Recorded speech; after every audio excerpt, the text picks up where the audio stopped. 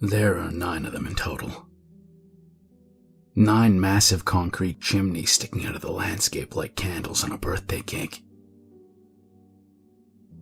Up until my last week. The scariest thing about them was the deep booming noise they sometimes produced, which shook the ground with the ferocity of a subwoofer cranked up all the way. They'd spout one at a time, like geysers releasing pressure. I'd walk the perimeter, and there went Chimney 3, followed by Chimney 5, and then suddenly Chimney 8 and 9 would go together. That's as weird as it got. Before I noticed the thing in Chimney 7. I want to make it clear from the get-go. I have no idea what the chimneys do or why they're here. They're alone in a fenced-off field with no buildings in sight. There are 3 padlocked doors on opposing sides of the property with roads made from only the flattening effect of tires on grass, with the one nearest Chimney 7 being overgrown. I think there must be bunkers beneath my feet, although I suppose the doors could also lead to storage sheds. It's hard to tell, and I've been told not to ask. Why are the chimneys there? Is this some sort of nuclear power plant? Are they testing sound cannons? Are they part of an experiment? Pressure valves for a dormant supervolcano? I don't have the answers to those questions. I wish I did, but I'm just a temp. Anytime I've tried asking, I've been told the answers were on a need-to-know basis. And all I needed to know was that the chimneys needed patrolling, and that patrolling them was my job. That and reporting anything unusual. The first few weeks were fine. It took a bit of adjusting, especially to the noise. The first time I heard the boom, I was so scared I nearly peed myself.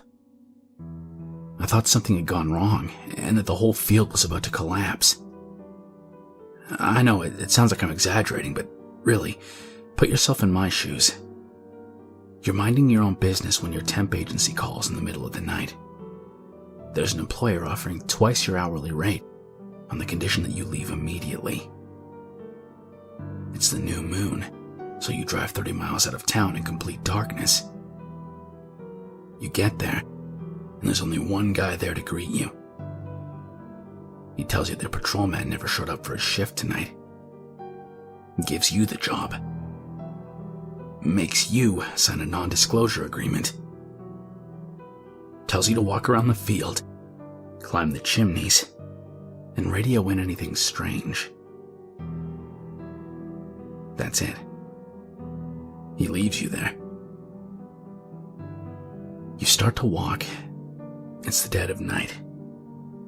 No traffic, complete and utter silence. And then, boom! It's terrifying. I tried to radio it in, but it took half an hour to find a spot where the connection was strong enough to hear the reply. That's normal. Keep patrolling. That's what they told me. Cold, clinical, straightforward. Each subsequent boom made me less and less nervous, but I never quite got over the split second of dread they caused. I think it's because they came at random, so there was no way to brace yourself. If you approach a garbage bin and know someone's about to jump out at you, your heart rate might quicken a bit when they do, but it won't be that bad. If you know every single garbage bin might have someone in it waiting to jump out at you, but you don't know which or when, that spike in your heart rate will be a little higher. But I'm not here to tell you what the booming noise is.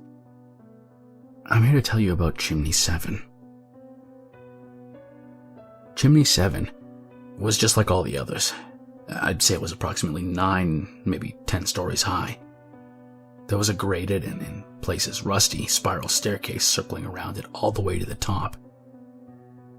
I couldn't tell you the exact circumference, but it was wide enough that you'd be able to drop a car into the hole without hitting the sides. It took approximately 6 minutes to climb stairs and only 5 to get back down, and that's without resting. Up until my last week, Chimney 7 was no different from the others. And then came the night where everything changed. It was cold enough that I could see my breath. Halfway through my shift, I'd grabbed an old baseball cap from the back of my truck to keep my head warm. Nothing special, just a green cap with Fido Dido printed on it. Yeah, I know, I'm showing my age. Although I'd never seen smoke coming from the chimneys, despite me calling them chimneys, that evening as I approached Chimney 7, I spotted a small wisp of smoke billowing through the air. Since it was my job to report anything unusual, I tried radioing out, but all I heard was static. I couldn't have been farther from the spot my signal normally got through if I'd been actively trying to avoid it. So I decided that if I was going to make the effort to walk all the way back, I'd better make damn sure I had something to report. I began climbing the steps around Chimney 7, and as I did, I heard a low growl that stopped me dead in my tracks. I closed my eyes and listened, but I couldn't pinpoint the source. I figured it was the sound of the grate buckling in the cold, or maybe scraping against the concrete wall. But the closer I got to the top, the louder it got. Once I reached the topmost platform, I realized it was coming from the chimney.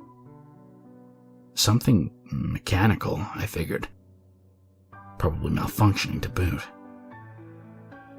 I figured I'd have to look into the chimney, but I was reluctant. See, I'd never tried before, nor had I been instructed to do so. I suppose I could have, but those damn sonic-like booms made me nervous. All those nights in the dark made my imagination run wild, and I had this vivid, unshakable mental image that if I craned my neck and looked into the hole, the chimney would boom, and my head would be blasted right off my neck.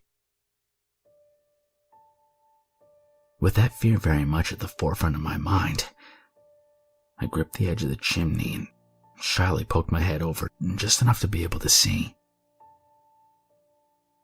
There was nothing but blackness beyond the top few stories. Blackness and a symphony of wind howling through the tunnel with a growl that seemed to cycle from low to high to low again, as though the chimney were a sleeping, snoring giant. No sooner had I popped my head in did I pull it back out. That was enough bravery for one night. I climbed down and hurried to the radio spot, giving my report. But while it did sound like the signal went through, I never got a reply. The next night, I wasn't quite as reluctant to look into Chimney 7. All evening, I'd kept tabs of which chimneys had been booming, and good old 7 hadn't done it once. I figured it really was defective and therefore safe. I climbed the stairs to the same growly tune and then peered inside, pushing my head in farther than the night before. A gust of wind coming from deep below flung my cap in the air and out of reach. It spiraled its way down the chimney like a helicopter seed and disappeared from sight. I wasn't fond enough of the cap to contact the employer and beg for it back, but I wished I had something to stay warm. I flicked my flashlight on and moved the beam in circles, if only to see what had become of it. But the light couldn't penetrate far enough to see the bottom. Oh well. Again, I went back to the radio hotspot, and again I mentioned the dysfunctional chimney. Still no reply. Something told me to steer clear of Chimney 7, and I listened to my guts for as long as I could. I'd circled close, but not too close to it, examining it from the vantage points of Chimney 6 and 7. I did this for 3 nights until I received my direct deposit paycheck and felt guilty about not doing my job. Before my next shift, I bought a heavy-duty flashlight and then headed straight for Chimney 7. The light reached considerably farther, down to the ground level, I think, but even so, I still couldn't see the bottom.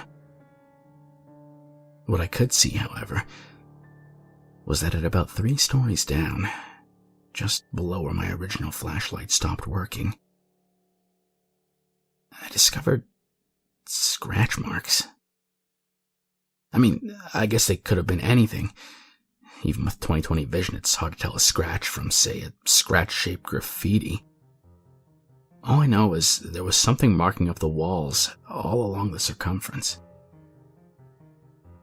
I was already spooked from the scratches, so I don't know if what I saw next was my mind playing tricks on me, but as I panned the halo around, I caught something on the farthest side.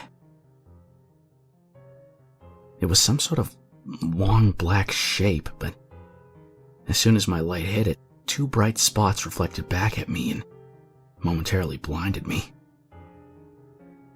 By the time my vision finally cleared and I looked again, there was nothing but concrete below. It took all my strength to finish my shift. I just had to remember the dollar signs that came with the mounting terror. They somehow convinced me I was imagining things. The last night was the worst. All of the chimneys were quiet, and I found myself dreading the silence more than I dreaded the booms. It was raining hard, which might explain why, as I walked by Chimney 7, I couldn't hear the growl I'd become accustomed to. I didn't want to go up, but I couldn't neglect my rounds again. It wouldn't be right. I was careful the whole way, hand clinging to the guardrail as I navigated the slippery circular staircase. Every step seemed to make the whole thing shake, and I was afraid the rusted metal would break once and for all. I was suddenly very aware of my added weight, what with the water having seeped into my clothes. Fortunately, the structure held, even though its integrity was in question. As I reached the platform at the top, I thought I could breathe a sigh of relief, but something caught my eye while I was trying to catch my breath. The rim of the chimney was broken. Large pieces of concrete littered the platform. I didn't need a flashlight to see the scratches this time. As I glanced into the chimney, I found deep gouges scratched up the wall, all the way to the top. 3 on each side, with a 4th that seemed to come from a different angle. The cuts were deep and purposeful, like desperate fingers raking a cliffside as a hiker clung for dear life. Whatever had clawed its way up, machine, animal, or I don't even want to think of the alternatives. It was now somewhere out there in the dark, and its grip was strong enough to break concrete. I had had enough. Everything about this damn job put me on edge, and even though there was a reasonable explanation, maybe the gouges were made by grappling hooks or a device to slide down the chimney from the top like the ones window cleaners use, I was done. D-O-N-E. As much as I wanted to run down the staircase and back to my truck, the rain was still coming down in sheets, and the last thing I needed was to slip and crack my head open. I went slowly and methodically. Suddenly, my worst nightmare came true. The stairs shook violently. I don't mean there was a gust of wind that made them jitter. I mean they were shaking. My stomach dropped to my feet as I imagined whatever created those deep cuts in the chimney was now climbing up and towards me. The metal screeched as it bent, a sound far more unsettling than growling coming from a chimney. A sound more grounded in reality and in danger. I screamed and hung onto the railing for dear life. And then I felt a pop. Not in my body, not against my body, but through the metal. Pop, pop, pop. The bolts connecting the hinges to the chimney were falling out one by one. Through the heavy rain, I could have sworn I heard a scream like a coyote. And then the staircase went still. I was out of breath, on my knees, arms wrapped around the railing and paralyzed with fear. I could tell the structure was no longer safely fastened to the tower, as it was swinging in the wind. But I couldn't see the extent of the damage. It took me a few minutes to gather the courage to start moving, my white knuckles stiffly releasing my death grip. It should have taken 5 minutes to get back down, but I spent 15. The longest 15 minutes of my life. I could hear the staircase shifting as I slowly made my way from step to step, hoping it would hold and trying not to shift my weight and throw everything off kilter. I didn't know how many bolts were left, or if my weight could cause the others to come out. As I neared the bottom, I saw the final flight had been pulled from the chimney and was now suspended in the air. The handrail was warped outwards and undulated in parts, like a bent twist tie. It was still too high to jump off, so I had to climb down as the stairs rocked like a ship in a storm. Solid ground never felt more solid, until I saw something out of the corner of my eye, and then the bottom seemed to drop from under me. Between chimneys 6 and 7, I found a baseball cap. It was shredded, but there was no mistaking the Fido Dido logo on it. It was mine. Around it were long, narrow footprints about the length of my arm, with branches stretching out in 4 different directions like talons. I didn't wait around to see what had left them. It's been 2 months since that night. I haven't gone back. I keep receiving paychecks. Like clockwork, every 2 weeks, there's another direct deposit in my bank account. I don't know if it's to buy my silence or if there's no one left to take me off the payroll.